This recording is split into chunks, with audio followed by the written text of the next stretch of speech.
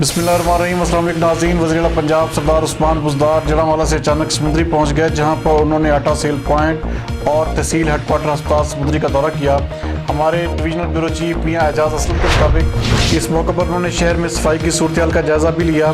وزیراعلیٰ نے cell point پر شہریوں میں خود آٹے کے تھیلے تقسیم کیے۔ ان کا کہنا تھا کہ پنجاب میں آٹا وافر مقدار میں دستیاب ہے۔ 20 کلو آٹے کا تھیلا 805 روپے میں مل رہا ہے۔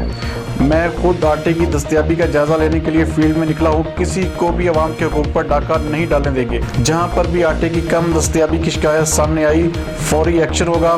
عوام کو کسی صورت بھی تنہا نہیں چھوڑ سکتا۔ انہوں نے آٹے کی فراہمی کو مزید بہتر بنانے کے لیے انتظامیہ کو ہدایات بھی جاری کی، جبکہ ان کا مزید کہنا تھا کہ شہر کی گلیوں کو صفائی کو بھی بہتر بنایا جائے۔ صفائی کے انتظامات کو بہتر بنانے کے لیے خالی اسامیوں پر فوری بھرتی کی جائے۔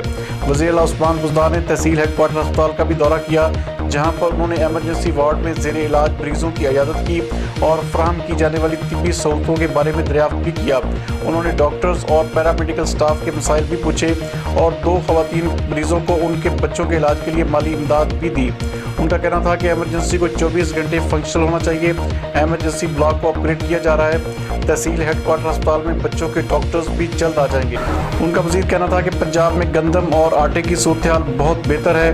ہم نے فلور ملوں کے لیے آٹے کی سپلائی میں بھی اضافہ کر دیا ہے۔ میں خود فیلڈ میں موجود ہوں اور زمینی حقائق سے باخبر ہوں۔ کسی کو بھی اپنے عوام کے ساتھ زیادتی نہیں کرنے دوں گا۔